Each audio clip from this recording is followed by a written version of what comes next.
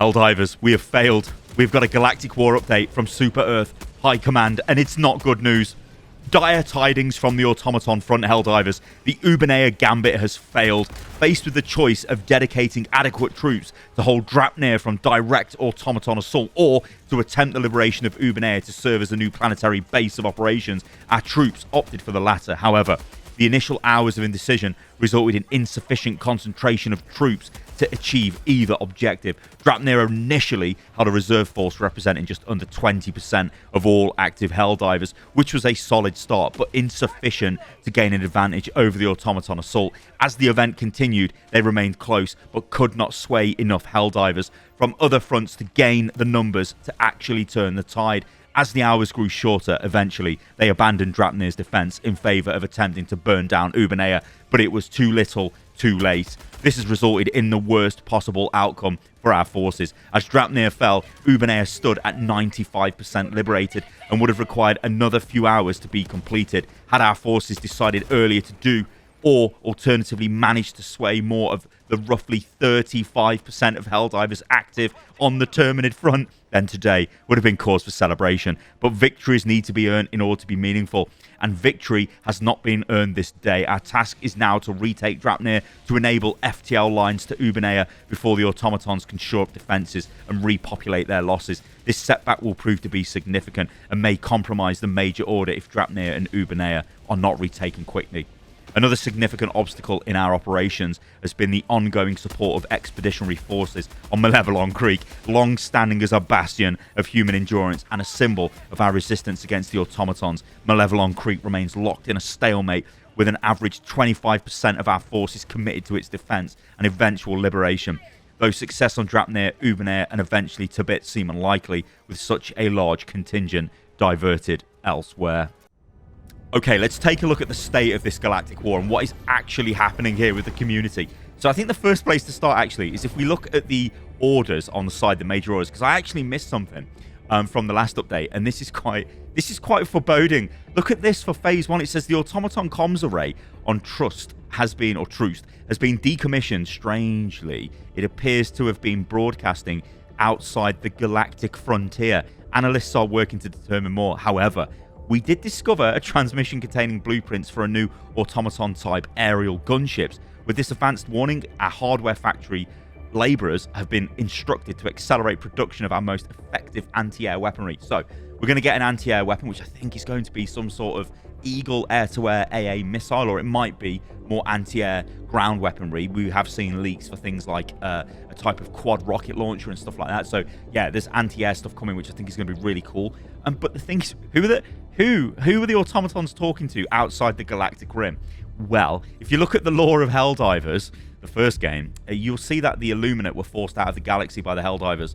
Maybe the Automatons are having a word with them, saying, yeah, any chance you can come back and give us a hand. Anyway, let's take a look at what's happened here, because what's going on is we can't see supply lines. So supply lines are basically, you capture, it's how you hop to the different planets, right? You can't see them in the game. So I think it's not fair to say that players have failed the major order when they're not entirely sure where to go. So obviously this sector was open, and you have Malevelon Creek and you had Ubanea.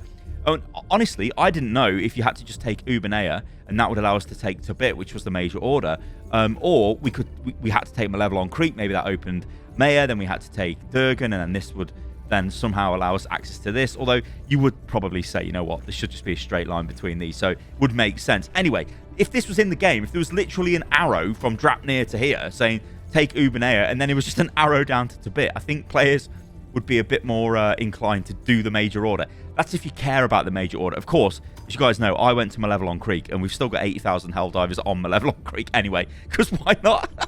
But the big and the kind of sad news is, look at this. This was liberated to 95%. It is starting to decay away, obviously, as it's now back under bot control because we failed the mission. So, the next mission, if we take a look at the counterattack info for Operation Swift Assembly Phase 2, you've got the Automatons have intercepted it. Well, we've intercepted messages indicating bot plans for a significant push. Increased resistance on Automaton planets is anticipated. And this is the push. So we've got a liberation campaign here now on Draupnir. We need to take this planet, basically, which is going to enable us to go back to Ubanea. but there are increased bot numbers now on missions. And we've seen this over in the Terminid front, where the Terminids had increased numbers of spawns. I think they still do, actually. But it's quite interesting, isn't it? 98,000 Helldivers there, 86,000 there, but we've still got 129,000 in the Draco sector, 25,000 there, and the 200 guys here. But yeah, weird. I mean, Estanu does have a defense campaign active as well, so there is the option to go there. So I think this is actually worth a debate, and this is a bit of an issue that Helldivers has got at the moment. So we can't see supply lines. This is Helldivers.io, and this shows you the state of the Galactic War. They're basically pulling the data from the Helldivers API, which gives them accurate information, and it updates every couple of seconds, I think, or maybe every minute or so this updates. But it's basically accurate, up-to-date information. So what you can see here is obviously what's going on with the campaign. So you can see Draupnir, we've got 98,000 players on it at the moment, so it is the main thing where players are. 29% of the player base is there. Then Malevelon Creek, which isn't actually an objective, but it's Malevelon Creek, so everyone loves it. And then you've got people messing around on Estanu, but that is a defense campaign, which is indicated by obviously the defense icon. It looks like a planet just disappeared there as well. But you can see here, so this planet here is losing ground, Hellmire. So if we want to go and reinforce that, then you can. But obviously, it doesn't really make sense if you're trying to do the Galactic Order, the main mission objectives, I guess. Anyway, take a look at this, right? So this is the map of the galaxy. And you can see, if we go over to the bot sectors, you can see the planets here, right? So you've got Draupnir. It gives you 52% completion, 97,000 players. Malevelon Creek is 57 with nearly 80,000 players. And then this is Ubanea, I think. But obviously we can't get there. The issue is, though, you have no idea what path to take or what planets to capture actually in-game. The only way to work this out is to go to these external websites or go and check the official Discord for information, which isn't really great. But anyway, if we hover over here, you can see active players, which I guess we can maybe turn on. But what we want is this supply lines. This shows us where the planets are, like how the FTL connections are as they... as I voice over at the top of this video. That was the official statement from the Discord. They call these FTL lines, but they're supply lines. Basically, it's how you hop from planet to planet. So you can see here, Ubanea, to get to Draupnir, this isn't Draupnir, what's this called? It's the bit.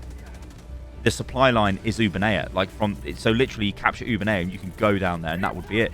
The problem is Malevelon Creek was available for attacking as well. So you look at it as a player and you're like, do I go here? Do I go there? And I mean, as you guys know, I went to Malevelon Creek because I just love the planet. I love all the story about it. It's just like, let's go Malevelon Creek.